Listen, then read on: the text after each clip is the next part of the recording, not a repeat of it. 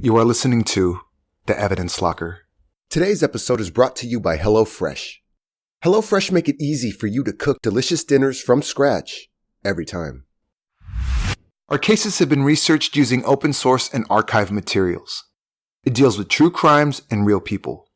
Each episode is produced with the utmost respect to the victims, their families, and loved ones.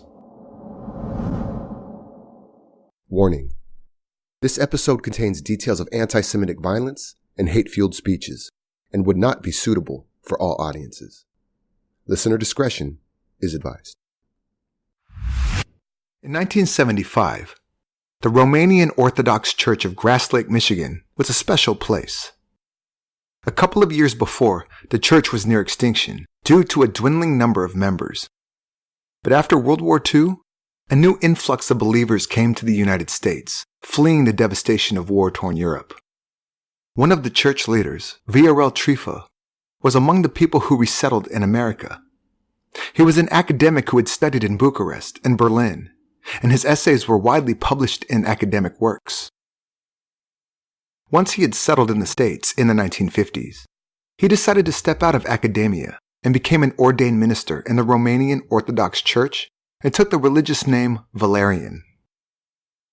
He was an intelligent and ambitious leader and quickly rose through the ranks of the church. As early as 1951, he was chosen to be a vicar bishop, and the next year he was ordained as the Bishop of Detroit. He was enthusiastic about reform and growth, and under his leadership, the Romanian Orthodox Church flourished. His Eminence Valerian was a popular and an influential cleric who had a great intuition for resolving problems.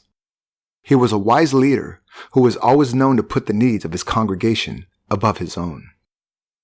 The church purchased a farm near Jackson, Michigan, and named it Vatra Romanis, which translates to Romanian hearth. This became the main center of the Romanian church in North America.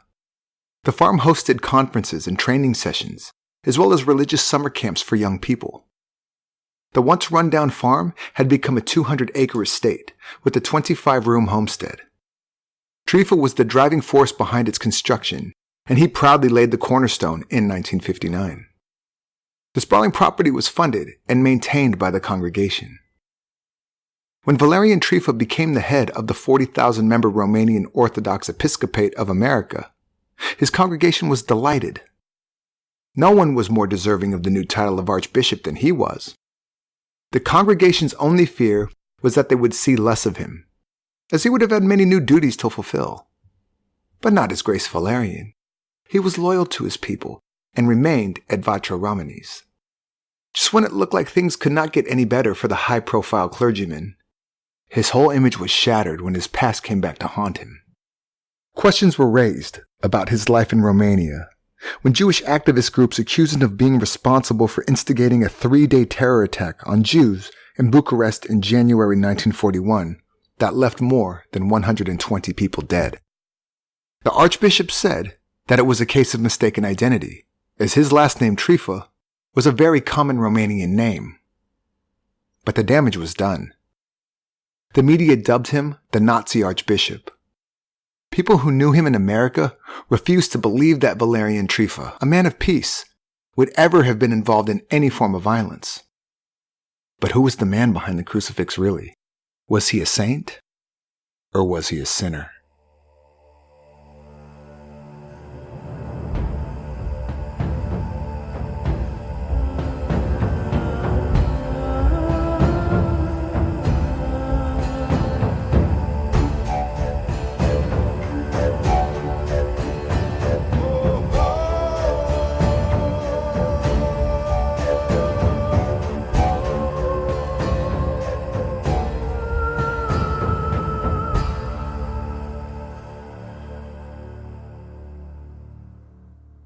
When U.S. authorities received reports that one of its religious leaders used to be affiliated with the Nazi Party during World War II, they had to investigate to see if there was any truth in the allegations.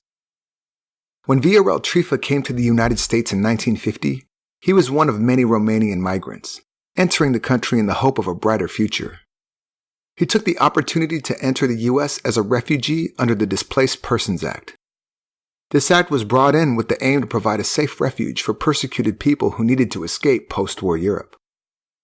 Investigators found a transcription of Trifa's immigration interview in 1950 and scrutinized every detail.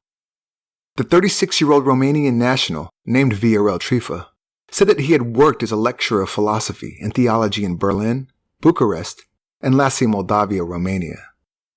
He could speak Romanian, Italian, German, and French. Between 1935 and 1941, he continued his studies in theology and philosophy and contributed written articles to a religious newspaper. In March 1941, he was taken by the Gestapo as a political prisoner and subjected to forced labor. By Christmas of the following year, he was taken to a German concentration camp for the rest of the war, where he was a religious teacher of the Romanian Orthodox faith. When the war ended in 1945, he drifted into Austria, looking for a place to settle, and eventually escaped to Italy as an illegal migrant. He worked as professor of ancient history and French language at a Roman Catholic college. It was from Italy that Trifa made his way to America. Once in the U.S., he wrote for the Sonya Romanian language newspaper in Cleveland before being ordained in the Romanian Orthodox Church.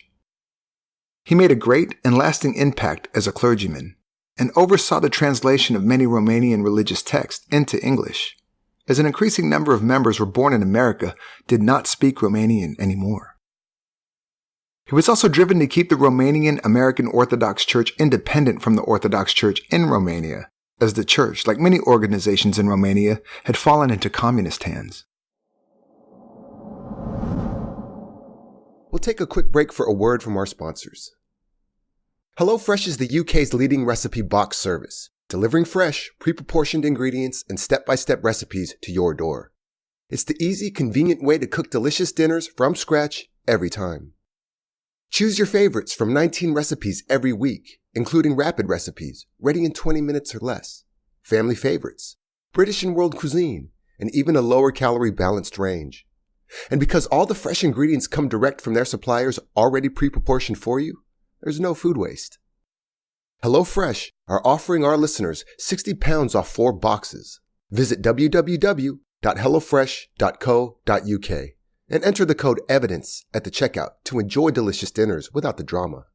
Producer of the Evidence Locker, Sonya, has quite a lot on her plate to get each week's episode out on time, and cooking fresh meals for her family is sometimes a bit of a chore.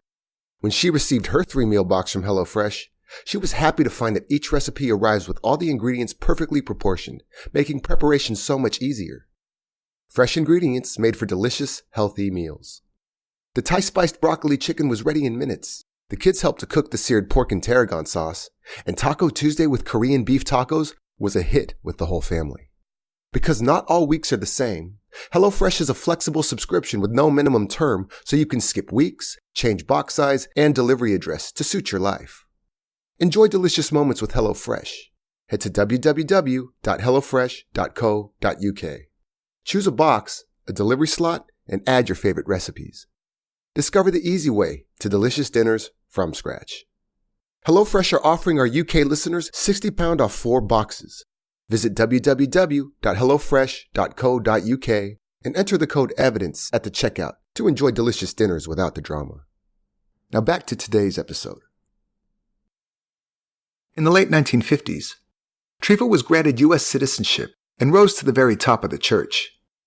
He was a well-known religious leader, and on invitation of Vice President Nixon, said the opening prayer in the U.S. Senate on May 11, 1955. His prayer was powerful and beyond reproach.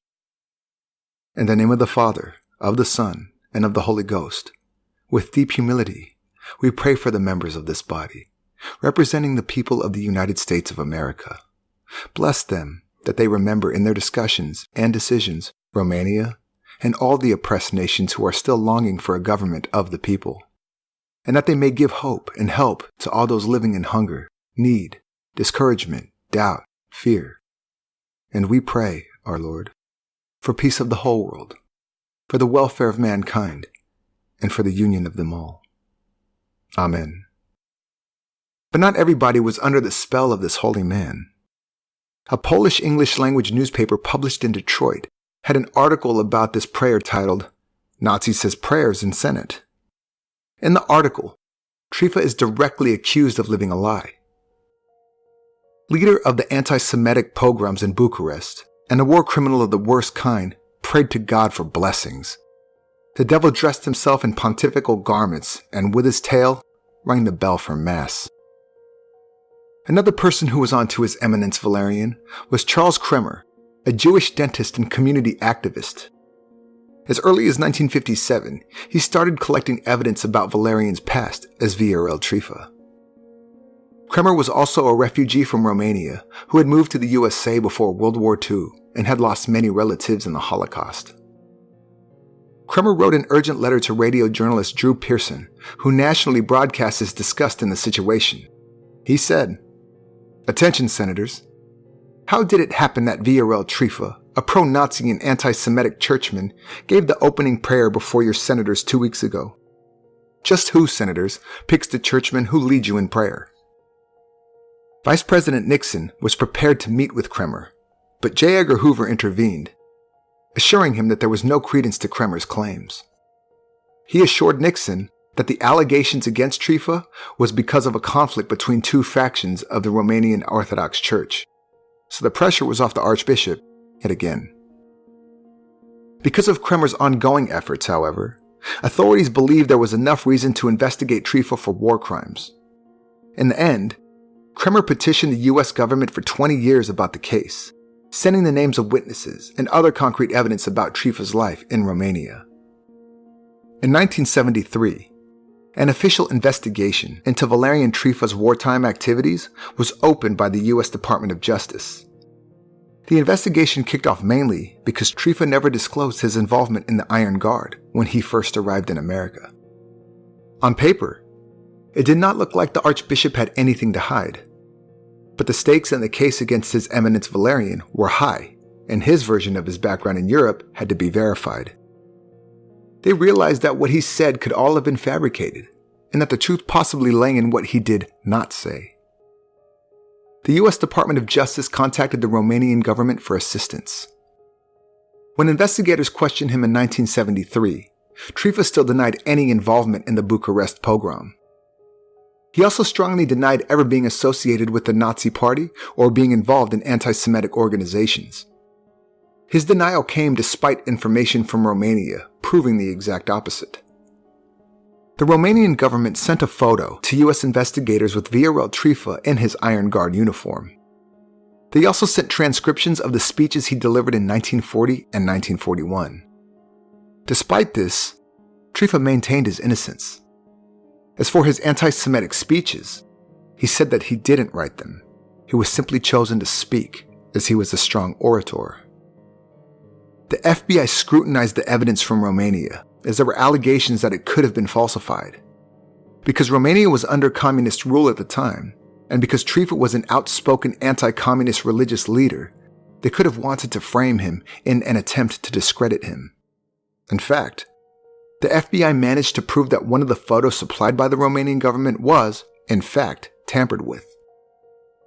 All this, of course, before Photoshop, which means a considerable amount of time and resources were spent by the Romanians creating the false photo. US investigators were back to square one and retraced verifiable facts about the Archbishop's past. VRL Trifa was born in Campani, Transylvania, on the 28th of June, 1914. He was the eldest of 7 children of Dionysi and Masinica Trifa.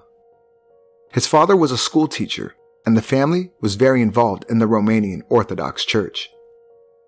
His uncle Losif Trifa was an Orthodox priest who founded an evangelical movement called the Lord's Army.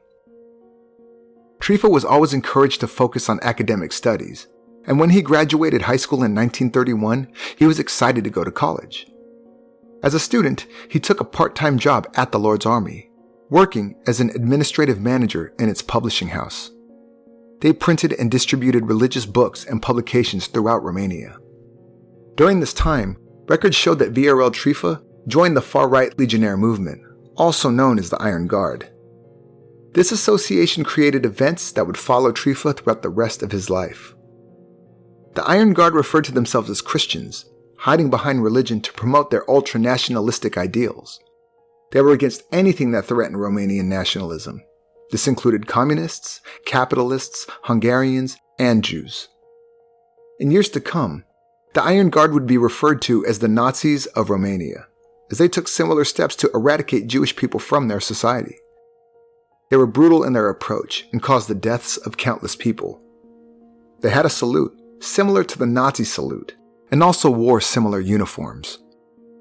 It was common practice for the Iron Guard to host rallies with hate-fueled speeches. As early as 1951, a year after Trifa arrived in the United States, he was already on investigators' radar. It was brought to their attention by members of his congregation who thought they recognized Trifa from when they lived in Romania. They reported that Trifa was a follower of Hitler and that he was the leader of the student movement of the Iron Guard. So by the time investigators were finally digging deeper in the 1970s, Trifa had already been under suspicion for 2 decades. In the 1950s, he was interviewed on 3 separate occasions and found to be believable when he denied the accusations of being a Nazi. So the case against him was dropped. While he was never technically a Nazi, Iron Guard had the same ideals and were in close association of the Nazi Party. The FBI in Detroit interviewed Trifa in 1955 when they received information about communist activity within the Romanian refugee community. Some rumors floated around, saying that he set up old Iron Guard members in respectable positions within the Romanian Orthodox Church in US and Canada. The concern was that he used his position in the church for political rather than spiritual reasons. Talk in the Romanian community was that Valerian Trifa brought one of his former associates into the US and made him a pastor in the Orthodox congregation of Manhattan. This man was named Florian Galdau, and it was purported that his job was to approach new Romanian migrants and recruit them into the Iron Guard.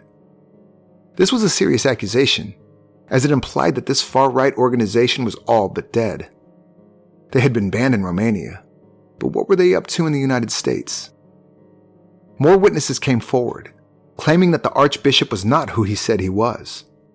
He was a war criminal of the worst kind. However, eyewitness testimony was not strong enough, and they needed concrete evidence to prove that Trifa was directly involved in war crimes, and not only part of an organization. They found an ex-German SS report written by a German exchange student in Bucharest in 1941. It contained Trifa's manifesto, clear evidence that he was a propagandist who actively encouraged violence against Jews and other minority groups. Despite his denial, there was evidence that proved VRL Trifa was very much a part of the Legionnaire movement. In 1940, VRL Trifa was so deeply entrenched in the organization, he was appointed president of the National Union of Romanian Christian Students, also known as the Shock Troops. He was vocal about his anti-Semitic ideals, and his writings made life difficult for Jews living in Bucharest at the time, as it only increased animosity against them. During their investigation into Valerian's past, US investigators found a speech delivered by VRL Trifa at a rally in Bucharest that was held in December 1940. He spat the words out as he spoke, saying, "The Romanian student has been anti-Semitic not because he read in some book that he must oppose the Yids, but because he felt that he could no longer make a living in his own country. If our students have been anti-Semitic from 1922 on, this is due to this Romanian tragedy, that after leaving the villages where they were being plundered by the Yids, they found themselves in cities once again plundered by the Yids, and then they had to rise up and say, this can no longer go on." The crowd roared in approval, applauding their leader's sentiments. Tensions were rising in Bucharest, and conflict within the Iron Guard resulted in even more extremist behavior by people like Trifa, who believed that the Romanian government was too weak to protect the interests of its people. Although the government was behind Hitler and clear about their anti-Semitic policies, the Legionnaires felt that they were not proactive enough in cleansing their country from the Jews. In January 1941, there was a strong Nazi presence in Bucharest, and they supported the far right. During the first 3 weeks of that year, anti-Semitic propaganda increased. The main issue was that they had to solve the Jewish problem. The Iron Guard called on citizens to defend the country against the Jews and Freemasons. The Legionnaires circulated hate-fueling articles, all ending with the line, "You know whom to shoot." Despite his denial, Trifa was one of the people who wrote these articles and sparked people into violent acts. He was actively stoking the fires. His efforts came to a climax with a live radio broadcast in Bucharest on the night of January 20th, 1941. He swept up emotions against the Romanian government and encouraged his people to take up arms in the fight against the Jews. Here is a part of his enticing speech. "We are witnessing the downfall of a worn-out world, and we are participating in the building of a new world. We are marching with Rome and Berlin. We must understand that if we let this moment escape us, we shall have lost it for centuries to come. Aware of this call, we must join the fight, and we shall be victorious."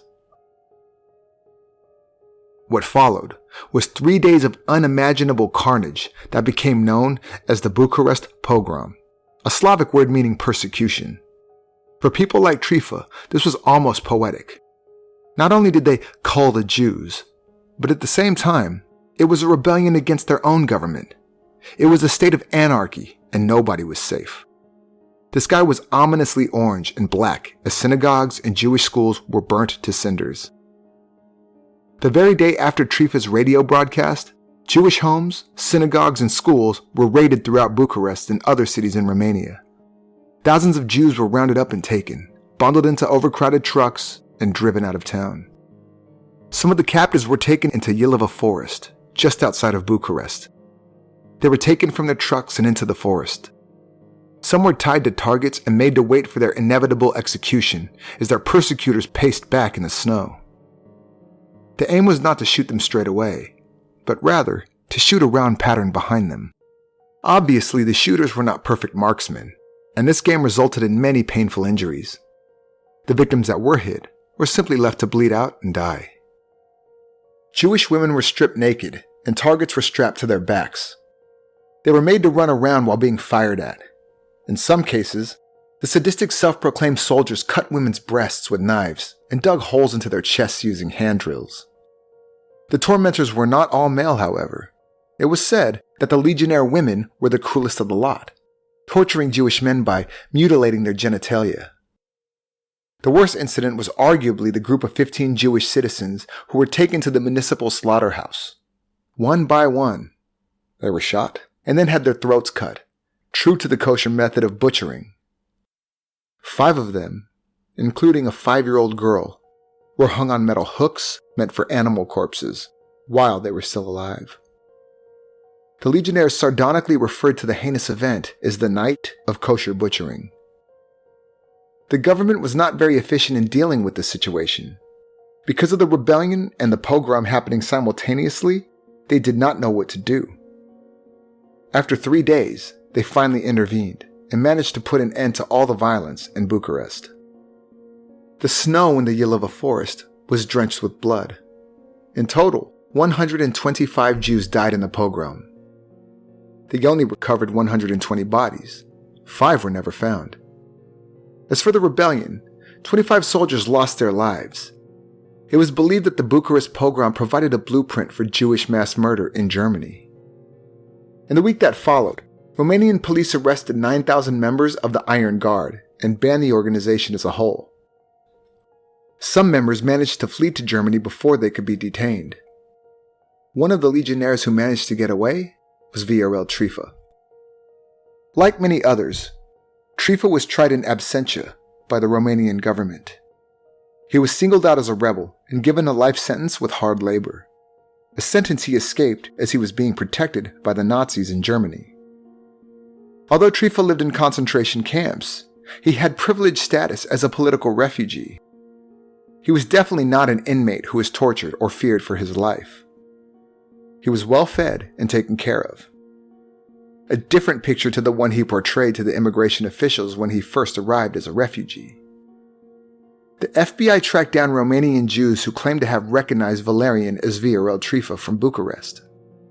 One witness claimed that Trifa was not only the leader of the Iron Guard, but he was the leader of a small group of men who took her husband from his home in Bucharest in the January killings of 1941, which resulted in her husband's death. Another woman also said that he led a small group that took her 2 sons from their home, and they were found slaughtered. Another witness came forward with proof that he was a student in Bucharest at the same time as Trifa.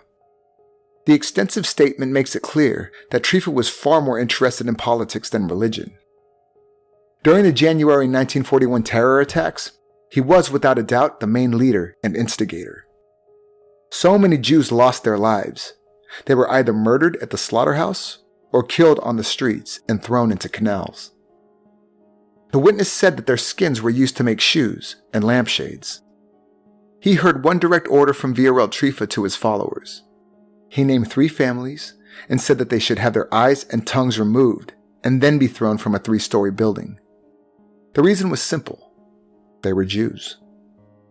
The witness said that many years later, he saw Trifa in Cleveland, Ohio, and confronted him, asked him if he was not afraid of being caught out as someone who had initiated massive crimes in his past while pretending to be a man of God. To which Trifa allegedly responded, "Quiet, quiet. The people here are not as intelligent and conscientious as they are in Romania, so be quiet and never mention this again." As U.S. authorities became more and more convinced that Valerian Trifa was evil incarnate, they realized they needed to reference allegations using other sources, concrete forensic evidence. Because Trifa spent most of the war in Nazi Germany, they asked the West German government for assistance in digging up his past. Because of the meticulous documentation and filing systems within the German government, there was evidence that they may have appeared to have been irrelevant at the time it was placed in the war archives. What they found were 22 postcards written by Valerian Trifa during the war years. In the postcards, it became clear that he was not a prisoner of war. On the contrary, he was seen as a guest of the Nazi government. He writes about his leisure activities, like watching films and taking walks. He was definitely not on hard labor. One postcard was addressed to Nazi leader Heinrich Himmler and signed by Valerian Trifa. The Archbishop claimed that he had never seen the postcard, let alone write it. That was a blatant lie. Not only could handwriting experts confirm that the handwriting was a match, but a latent fingerprint was found on one of the postcards. At the time, the print was about 40 years old, and fingerprint technology was still developing. German authorities would not give U.S. experts permission to compromise the postcard in any way. They could not use the ink or any substance to get the fingerprint. Special technology was needed. The FBI was the only agency who had the ability to test it, using cutting-edge laser technology. This enabled them to lift the fingerprint in a way that could not be done in traditional ways. What they found was a clear left thumbprint. It matched Valerian's immigration records from back in 1950 when he entered the U.S. Faced with the evidence, Valerian Trifa finally relented and admitted that he was the Valerian Trifa.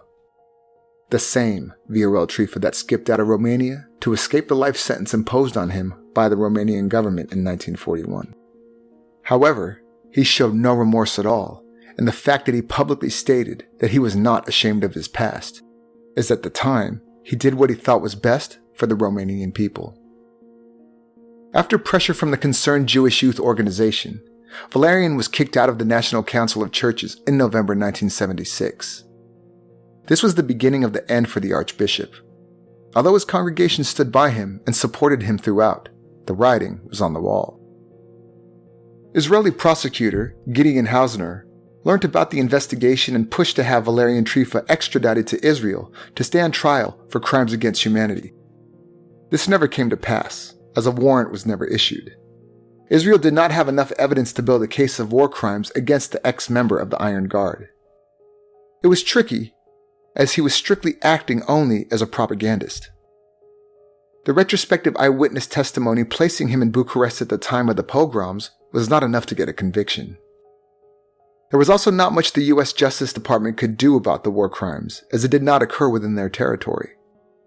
The only punishment they can give him was to revoke his citizenship because he was deceitful about his past when he entered the country.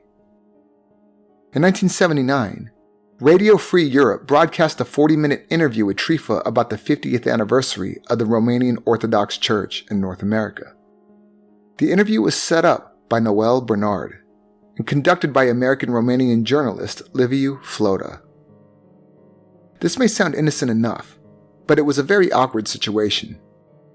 The radio station which broadcast to Eastern Europe was founded and run by the CIA. This was right in the middle of the Cold War. To have a controversial figure like Trifa have so much airtime on American taxpayers' dime sparked an outrage. It also fueled conspiracy theorists' opinions that the CIA played a role in Trifa's initial passage into America.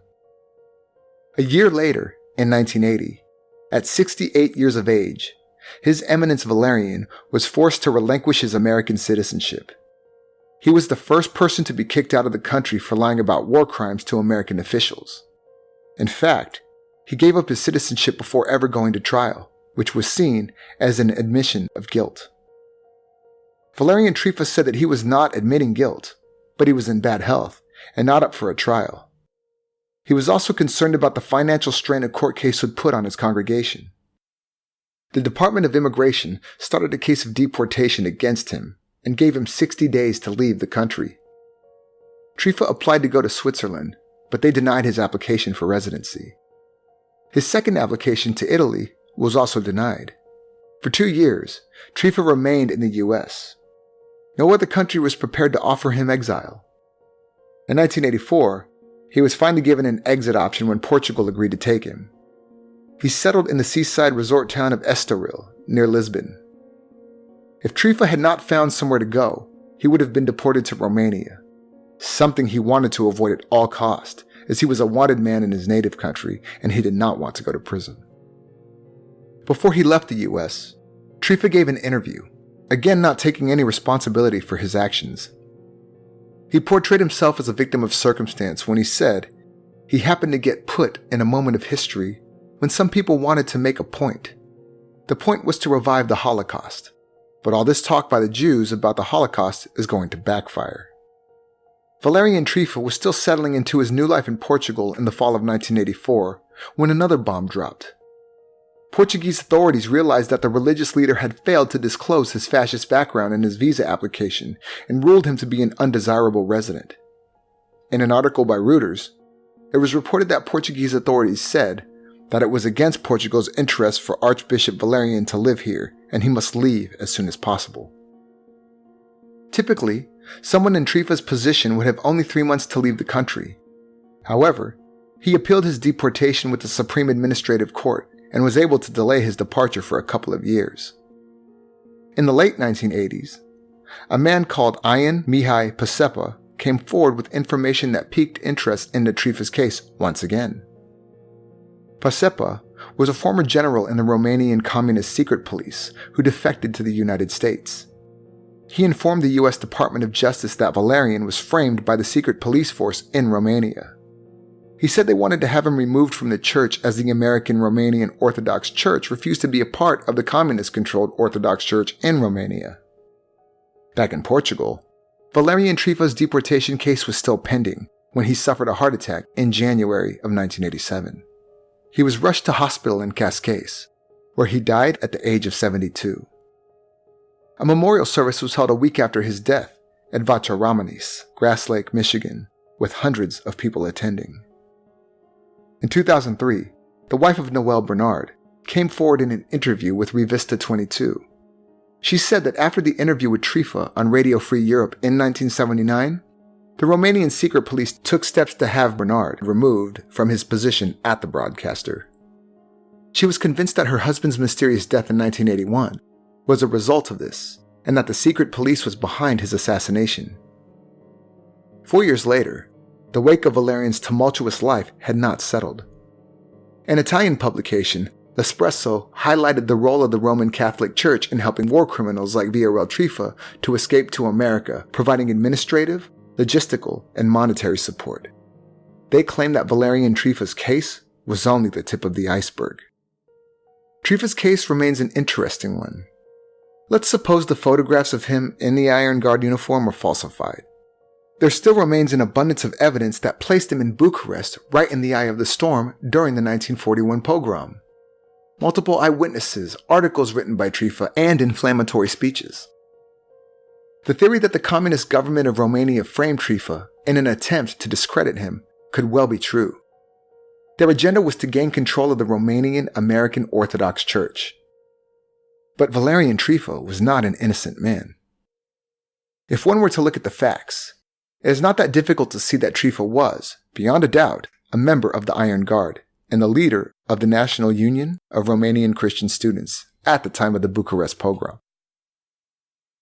He was found guilty and sentenced to life in prison in Romania because of his involvement in the three-day terror campaign in 1941.